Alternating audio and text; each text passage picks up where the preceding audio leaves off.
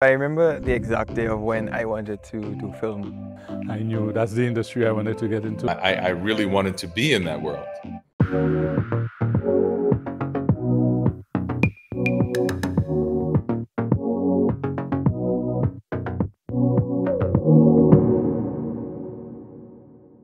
I fell into film.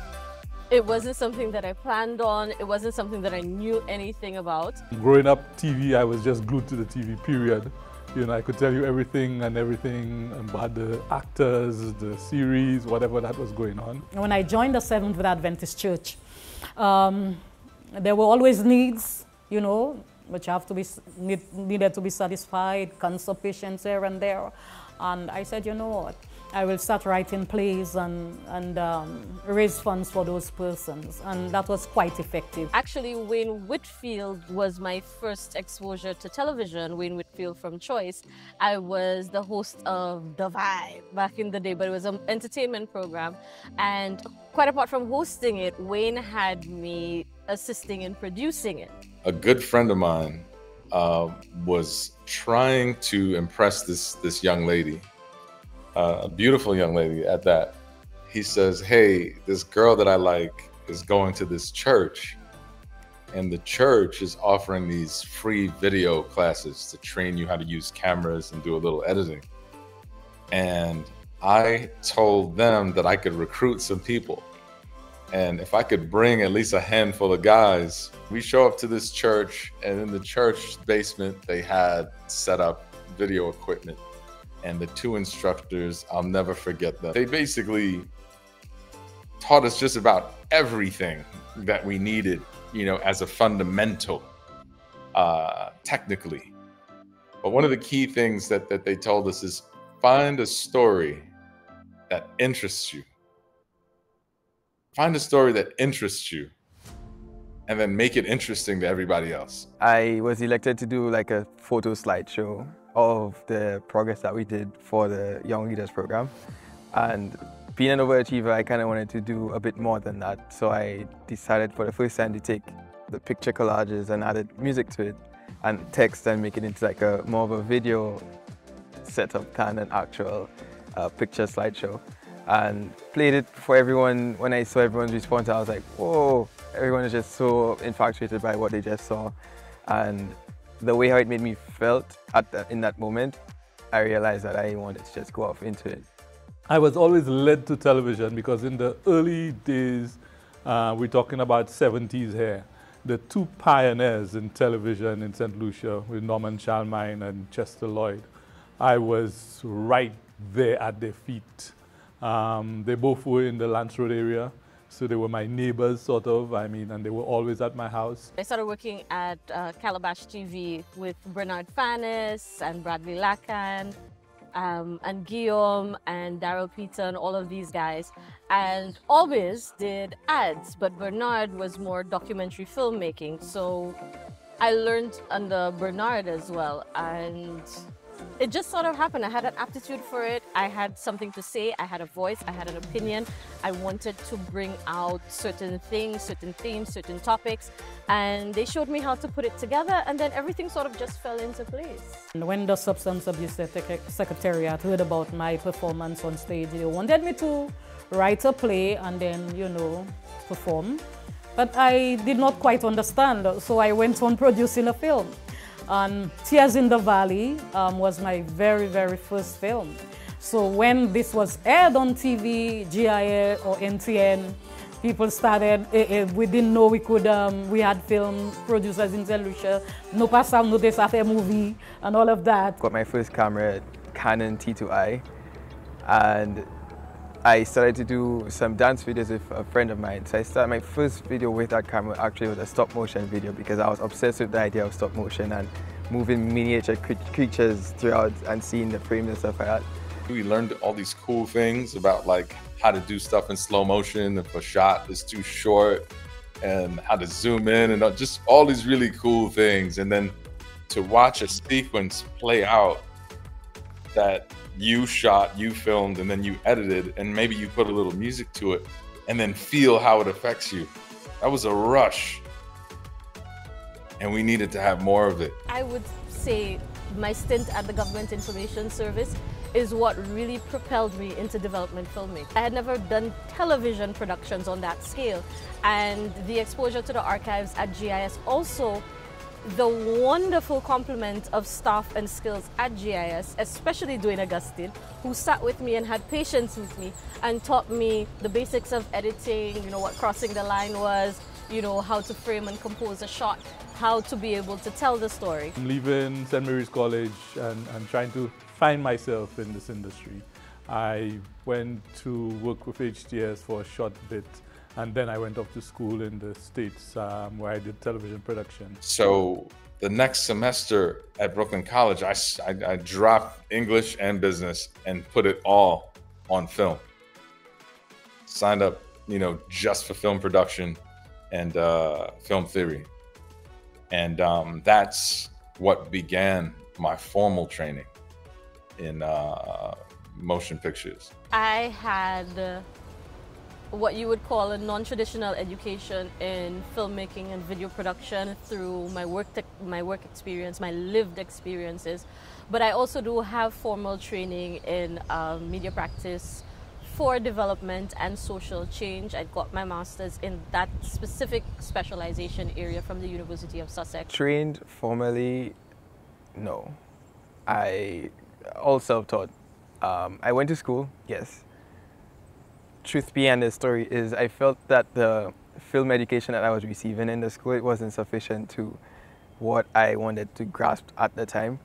I kind of also partially felt it wasn't a waste of money, but I felt like the money could have been better used instead of going to this program. And obviously the dream school that I wanted to go to, USC in California, as we all do, I got through the first round of interviews. They loved it, they loved my work, they loved me, loved my portfolio. They didn't love the finances. So when it came into the finances of like $85,000 a semester, that part I had to just be like, yeah, all right, just give me that money instead. Let me just buy some more cameras and do my own thing. I could not afford my master's degree, I'll be very frank about it. I studied in the UK, in the United Kingdom, and the pounds to EC conversion is quite hefty, but I was very fortunate. I applied for the UK Shevening Scholarship, which is a master's scholarship, and I was able to secure a place at the University of Sussex, where I studied under some wonderful European and UK filmmakers. I started off my own company, Dove Productions, which still exists today. So I started Dove Productions in 1993, and yeah, it grew from there. I created this company to really give, it wasn't a dance company as many people thought. It was a platform that allowed creatives to express themselves.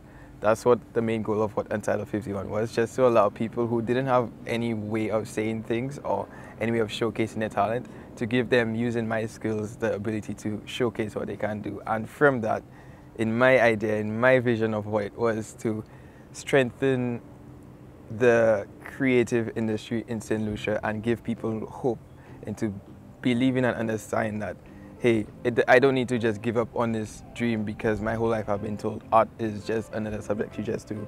You can actually take it and make it into your passion, make your passion be a lucrative industry and have that be your life. When Ribbons of Blue was born or birthed on screen, everyone was crying. When it comes to the camera, but when it comes to storytelling, I think I can produce the best films. I watch other films from Hollywood and I look at them and I say, but I can do that better.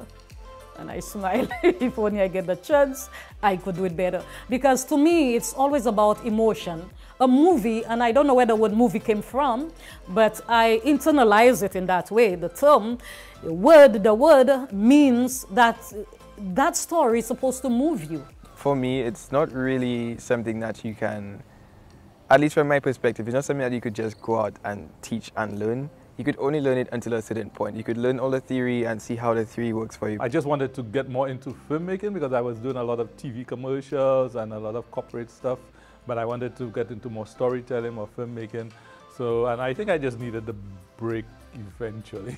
I think I was being burnt out a little bit. Just the constant, business end of the industry. And so I took a break. I went up to England where I actually did filmmaking. There comes a point where you need to experience and you need to put your hands down onto the ground and actually learn how to do things, because something as simple as carrying a stand in a certain way, you can squeeze your fingers off, and you only can learn that by either someone showing you physically what to do, or you squeezing your fingers and know, well, I don't want to do that again. I basically started off in school in Miami,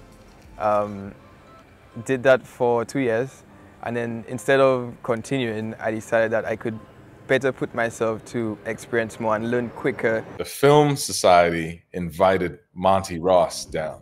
Monty Ross was Spike Lee's producer. And because I don't think Spike's schedule matched up when we could do it, and I don't think that our budget was even big enough to have a guest as big as that. You know, he and his team did, you know, understand and were sensitive to the fact that there was a need for the information.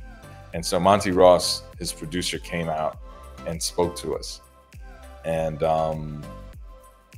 inside of his lecture, he let us know that Spike Lee had an internship program at 40 Acres and a Mule. Finished my 2 years for a transfer degree in the state college.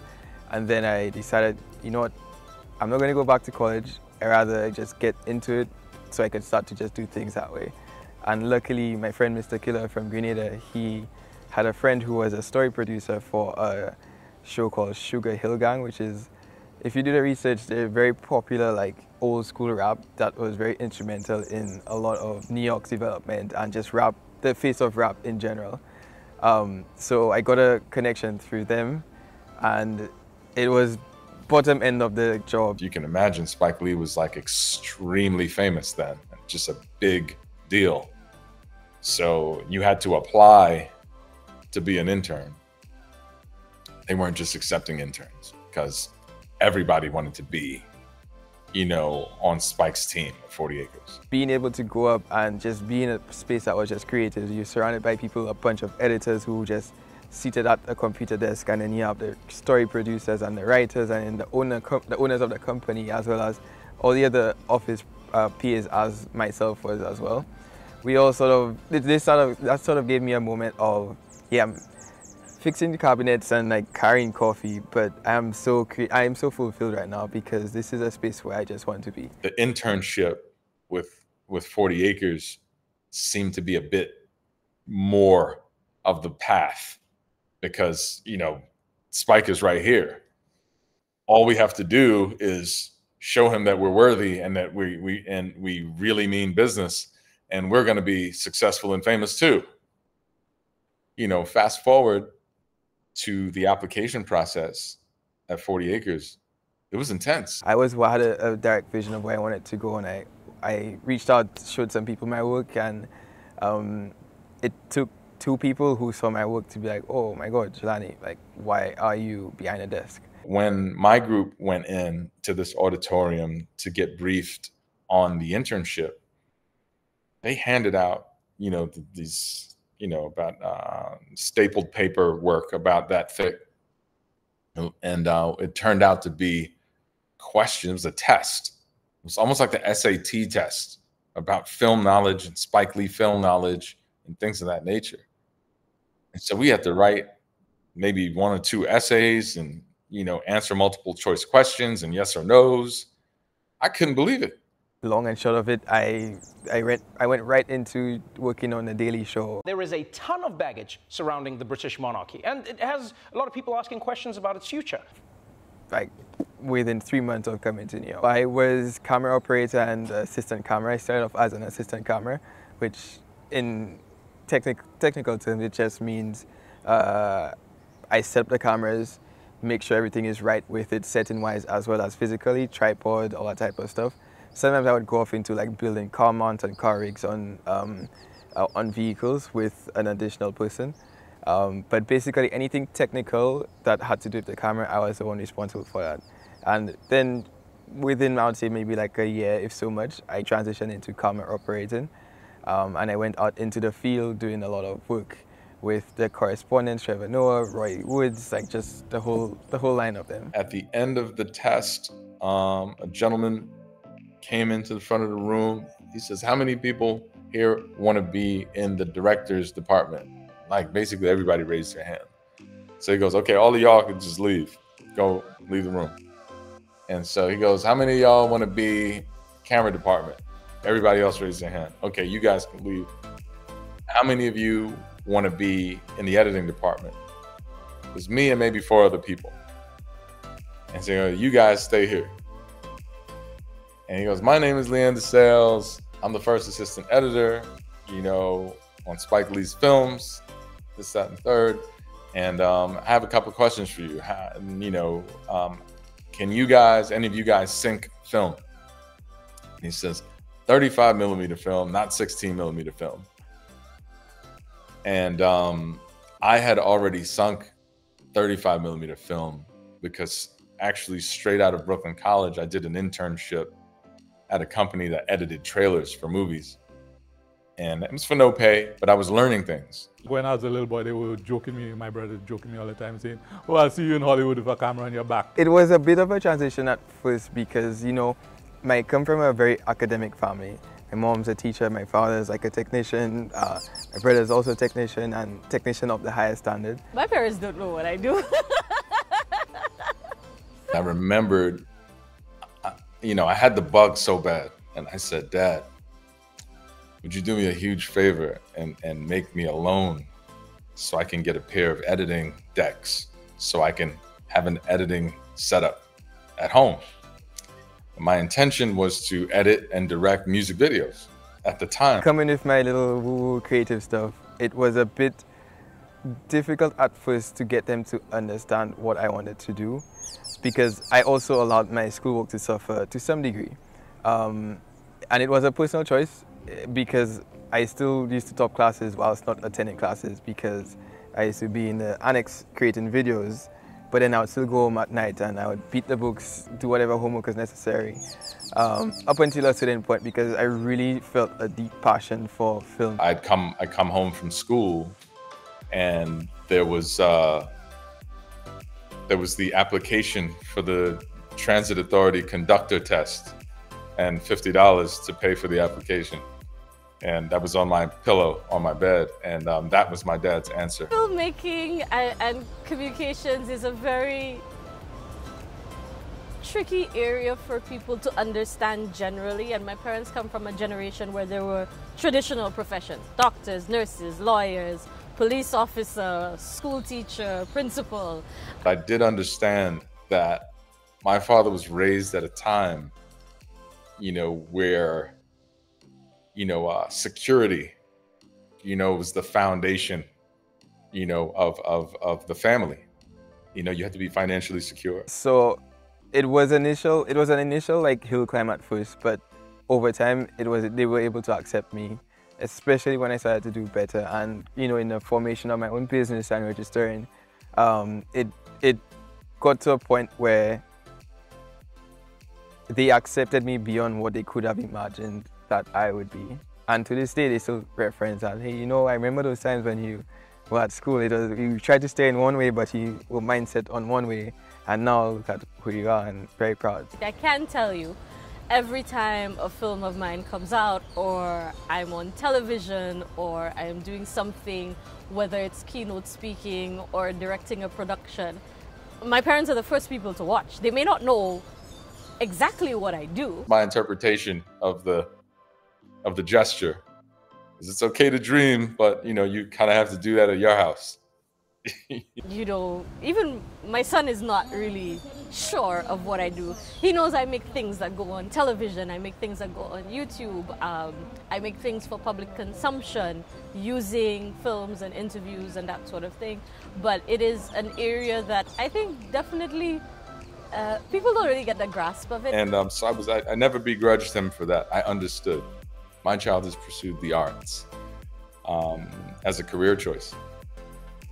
And, you know, through her questioning and her commitment and her sheer just want for it, it inspired me to totally support her. I came from a fairly creative family. One, my father was in the Arts Guild, and So I'm saying that because even when I went to rehearsals with him, one time I just jumped on stage and I became part of the production. That was Roddy Walcott and at the Banana Shed in the 70s or maybe early 80s. But I think it's far more crucial, you know, to support the dreams, you know, of your children, because it definitely pays huge dividends. If I had to point toward one film influence, I guarantee you that I cannot. Spike Lee has always been the one for me. Reason why is because of his social consciousness. Roger Deakins is definitely a big inspiration. I am an experience made up of so many different influences. I can point to the late Wayne Whitfield. Wayne was really instrumental in his tutelage of me, my very formative years in video production. I can point to Bradley Lacan and his ability for filmmaking, Bernard and his storytelling capabilities, Bernard Fannis. One of the films that really got me, wow, I could do that, was Do the Right Thing. When I saw that, again, I was in New York at the time when that came out, and just the hype behind it, and just knowing as I said, the social commentary that was behind it for the time that it was, and the message that it was sending, very, very connected to that movie, and the simplicity of it too. It wasn't a big budget movie, but it told a story. Strange enough, I don't watch really movies. And I think the reason for it is I'm always critical. It's always like, but why did they do that? How comes they didn't do that instead? She didn't, I mean, think of doing this or that or whatever. Lawrence Sher, Guillermo del Toro is a very big influence on my end as well. I really enjoy his like fantastical sort of feel that he portrays in his images. I fell in love with filmmaking in the early 80s with the film E.T. by Steven Spielberg. Look what I made for you.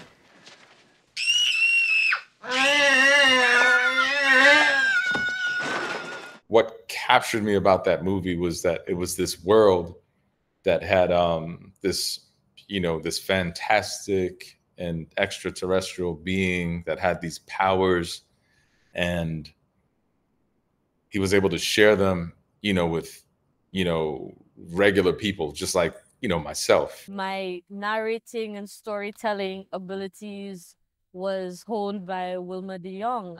She's was a German filmmaker. She has passed already. She taught me at university, and she was the first person, I think, to be able to identify my unique brand of filmmaking. It was not the usual run-of-the-mill type of documentaries or docu-series. My films are people-centered issues that I am able to take and turn it into something beautiful. Wes Anderson is definitely there. Actually, he might have been one of the first people who inspired me creatively. Very much, it feels like his framing reminds me of how I am internally, very organized and clean. And I think of stories that I want to tell, stories that can change people, change lives for the better. I'm just always open to listening to all different types of people, the people on the street, by the market, to the politicians in parliament. I like to just look at images of previous movies or any photos or whatever it is, and like understand like where the direction of light can come in and see what areas that they may have highlighted and why. And a lot of times I think we look to outside influences and don't give enough credence to the people that we have around. Kendall Hippolyte, and not just his writings but his interpretations, helped me to see the world differently. I like to go outside and just see how a street light would just fall onto the road, and see like how a dog passing through the light on a street light would go in and out. Just simple, small details that it may seem like, okay, what's the point in that? But it makes the world of a difference between making an image look real versus an image that's just a flat presentation. I do a lot of listening because it is important to listen, to be able to take in everything, not listen to respond, but listen to really understand people's perspectives, because it helps inform my perspective, it helps inform my art, my field, my filmmaking.